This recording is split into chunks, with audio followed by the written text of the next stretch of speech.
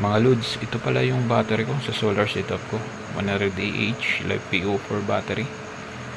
Mga breaker, 4 na DC breaker at saka isang AC breaker.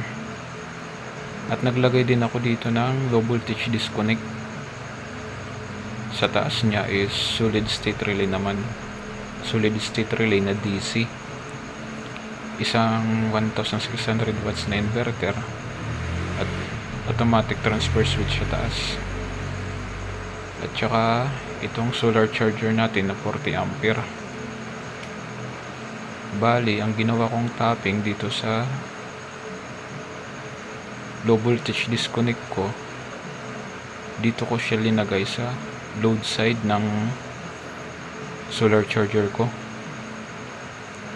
So bali, ang tumatakbong kuryente dyan is DC. So mula sa solar charger papunta sa breaker, kinat ko siya. Bali yung mula sa load ng solar charger, pinapunta ko yung wire dito sa low voltage disconnect input. Tapos yung output naman ni low voltage disconnect, pinapunta ko naman sa dito sa breaker para siya yung magsisilbing cut off para sakali mahina yung harvest ng araw, so hindi madidrain yung battery natin. Kasi mahirap na pagka hindi mag cut off yan, tapos masyado nang mababa yung reading ng battery natin, masisira naman yung battery natin. Kaya mas maganda yung may ganitong low voltage disconnect.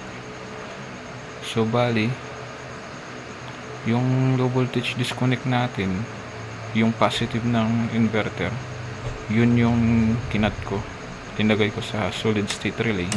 Tapos yung solid state relay naman natin, sineries ko siya sa output ng low voltage disconnect natin.